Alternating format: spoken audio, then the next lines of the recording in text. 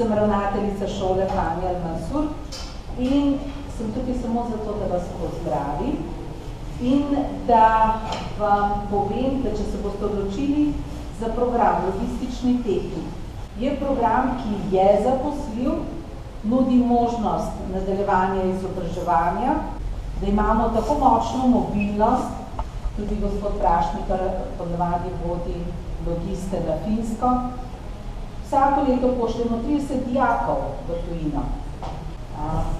Naj vam bo na našem dan lep, predvsem pa vam želim pravo odločitev. Mislim, če se boste odločili, za nas je to to. Srečno! Nasvidenje. Zdaj bom pa jaz nadaljeval.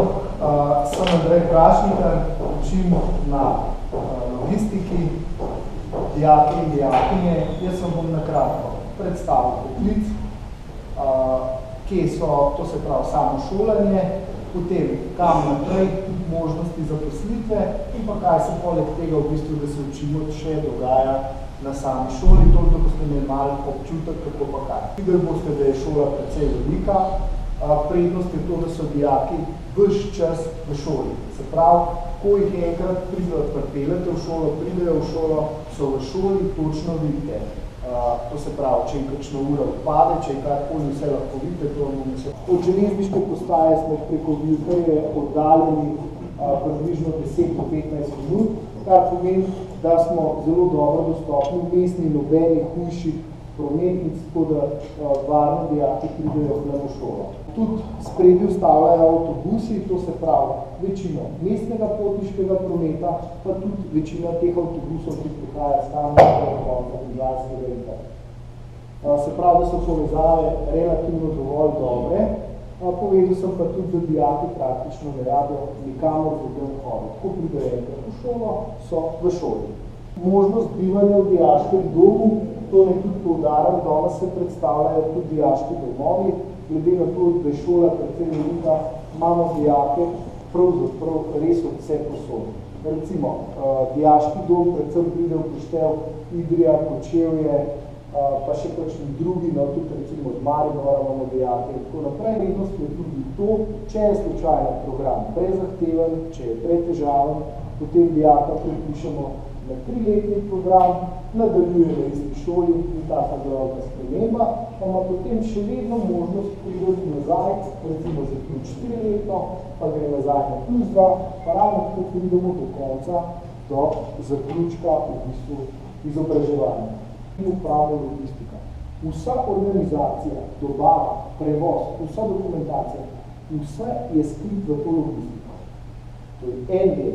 To se pravi, sami materijali so te stvari. Potem imamo tudi še potnike, tudi ljudje vedno več potujemo, vedno več avtobusnih, letalskih, železniških prevozov, pa v končni fazi tudi cestnih prevozov in osebnih prevozov. Vse to nekako je treba upravljati. Če pogledate recimo naše cestno omrežje, boste videli, koliko enih kamer, koliko enega urejanja je treba v bistvu, da ves ta promet teče. Če že danes, ko ste prihajali sem, ste videli v bistvu kakšna velika masa teh vozilje in tukaj noter so v bistvu te naši logistični tehniki.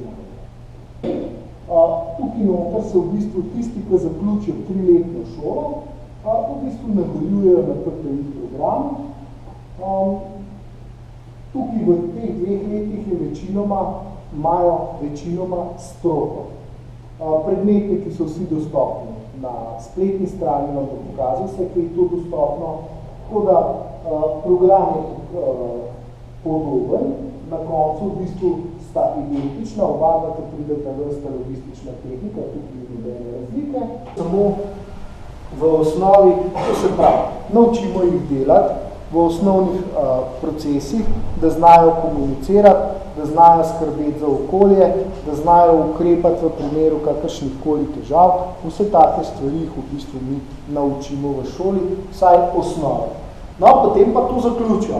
Nas pa čaka matura. Tista stvar, ki se nas tako, 3 leta pa pol, nas tako ne zanima prav preveč, potem nas pa hudo začne zanimati. Recimo, zdaj je tisti čas, ki zaključni letniki, pravzaprav, če gledamo, imajo še dobra 2 meseca in potem bo za njih matura. Na maturi jih čaka slovenščina, ki je obvezna, pisno in ustno, potem tuji jezik ali matematika, tukaj lahko zbirajo jasno običajno na tisto stvar, kjer jih boljš kaže, kjer jih boljš gre.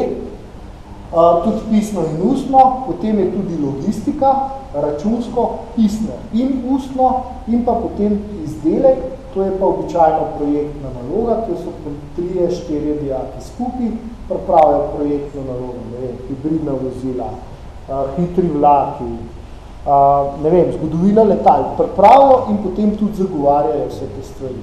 Kot sem povedal, v cestnih prevozih smo precej močni zaradi tega, ker se nahajamo na križišču 5. in 10. koridorja in to se pravi glavnih cestnih povezav in pravzaprav bom rekel, je neko tako stičišče, do neke mere pa tudi odskočna deska za v bistvu ves Balkan. Zaradi tega so v bistvu te naši cestni prevozi kar precej aktualni. Druga stvar pa je, da so naši prevozniki tudi relativno precej cenjeni, pa še vedno imajo malenkost nižje cene kot pa sami avstrijski, nemški prevozniki in tako naprej. Kvaliteta je pa na zelo visoki ravni in tudi recimo podatki o tem, koliko vozil pokupimo Slovenci, to se pravi tovornih vozil, je zelo spodbuden, kar pomeni, da na število prebivalcev mislim, da smo kar precej v vrhu na našem področju, to se pravi novih vozil, kar tudi pomeni, da imajo slovenska podjetja precej dobre in kvalitetne vozne parke, kar je pa jasno pogoj za uspešno delo.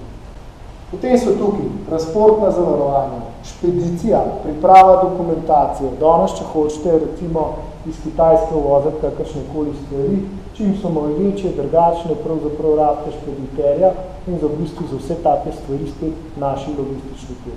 Potem sem vam povedal, vojska, policija, potem recimo čistih kar. Potem imamo redne fakultete, Maribor, Celje, potem je pa fakulteta za promet in pomorstvo, to so redne fakultete. Potem imamo še izrednih povsod tukaj, kjer sem naštel. Maribor, Celje, Novo mesto, potem v Ljubljani mislim, da jih imamo okrog 10 izrednih študijev logističnega inženirstva, kar samo dokazuje, da program je aktualen, zaradi tega, ker se v bistvu toliko upisuje jih na ta način študija, tudi z drugih. Imamo kar precej izmenjav. 30 dijakov na leto gre za en mesec v tujino na izmenjavo.